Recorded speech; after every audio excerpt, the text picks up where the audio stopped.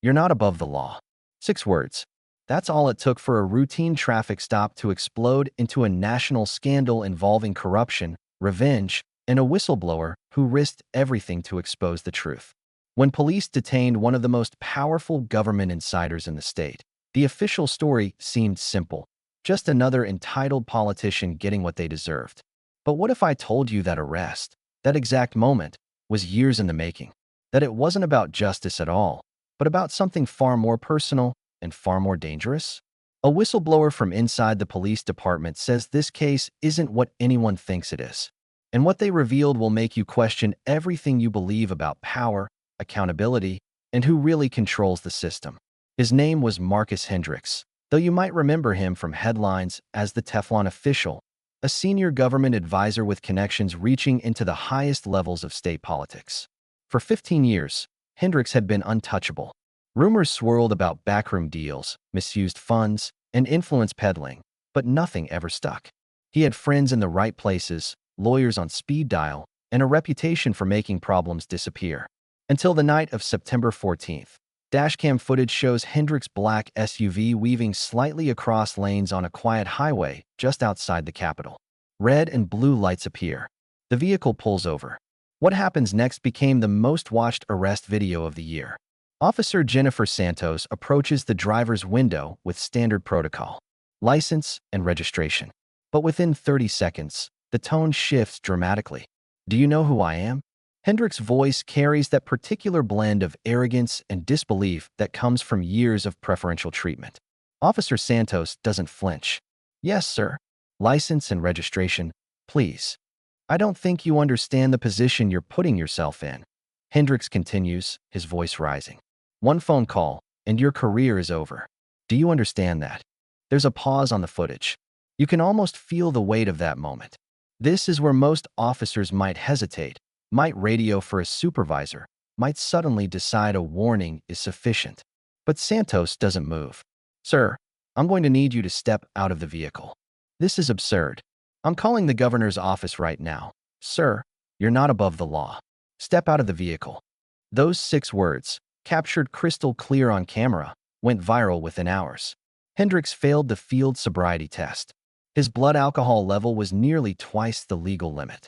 He was handcuffed, read his rights, and transported to county lockup just like any other DUI suspect. The media exploded. Finally, someone had held Marcus Hendricks accountable. Officer Santos became an overnight hero, the cop who stood up to power and privilege. Police departments across the country held her up as an example of integrity and courage. The governor's office released a statement praising equal application of the law regardless of status or position. It was the perfect story. The little guy wins. Justice prevails. The system works. Except none of it was true. 3 months after the arrest, a manila envelope arrived at the offices of investigative journalist Rebecca Chan. No return address. No note. Just a USB drive containing hundreds of internal police department documents, text messages, and audio recordings.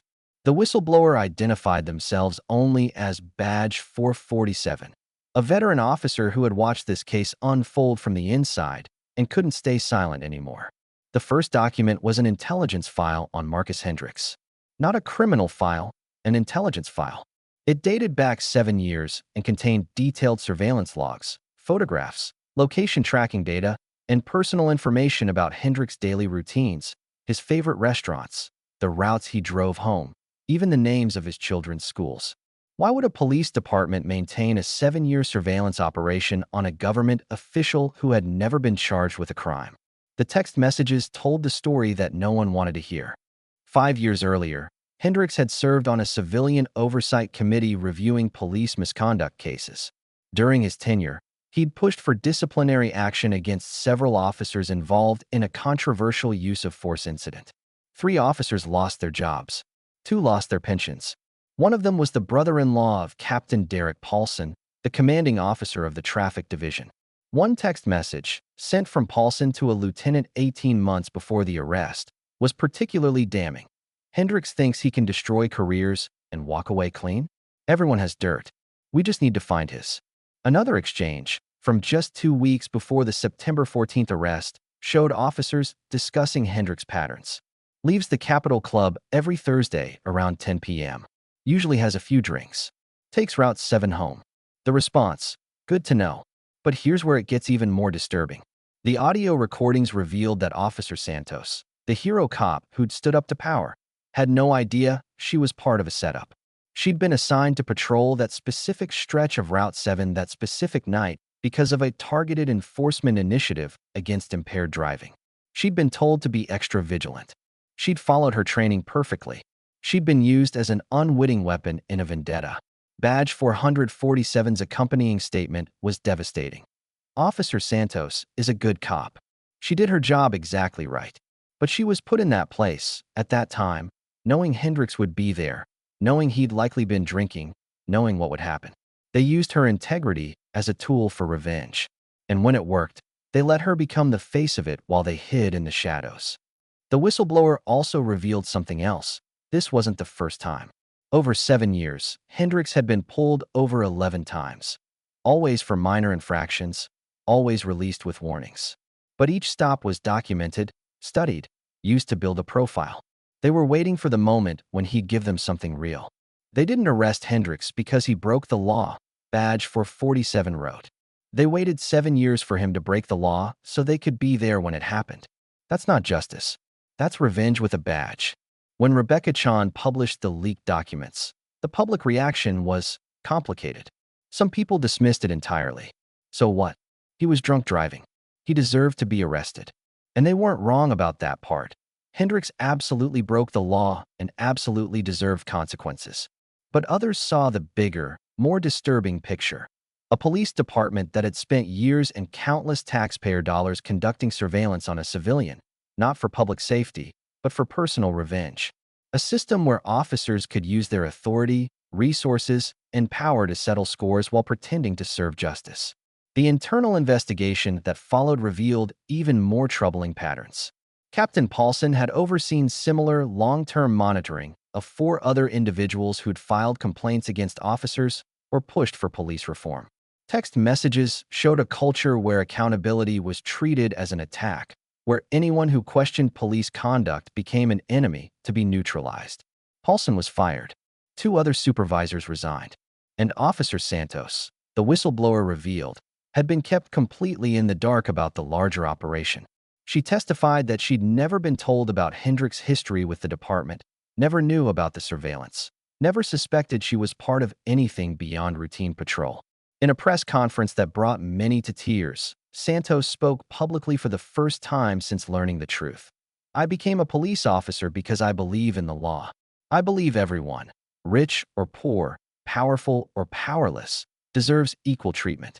When I arrested Marcus Hendricks, I thought I was doing my job with integrity. Learning that I was manipulated, that my commitment to fairness was weaponized for someone else's personal grudge, it broke something in me. But it also clarified something. We can't have real accountability until we're willing to hold everyone accountable, including ourselves. Especially ourselves.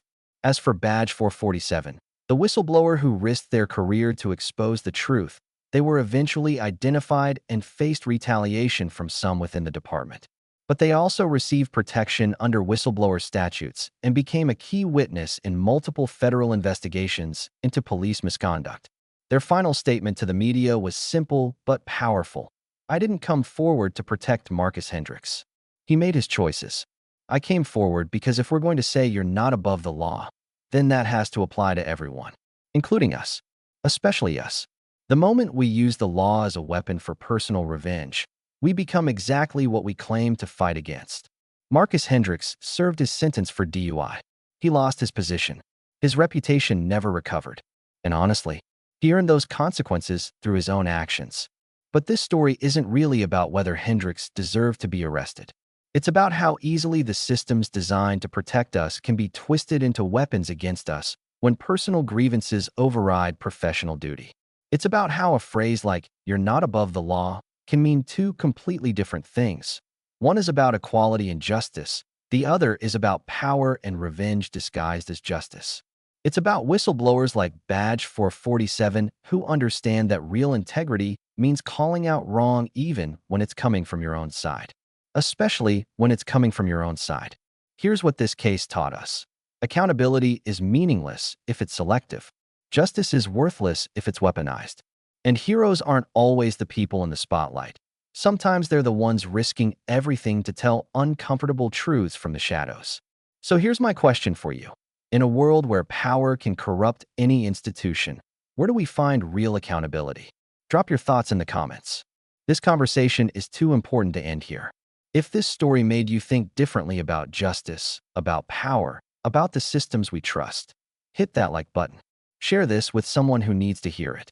And subscribe because we're committed to telling the stories that challenge easy narratives and reveal uncomfortable truths. Remember, the law protects all of us only when it applies to all of us. Every single time. Now let's keep this conversation going in the comments.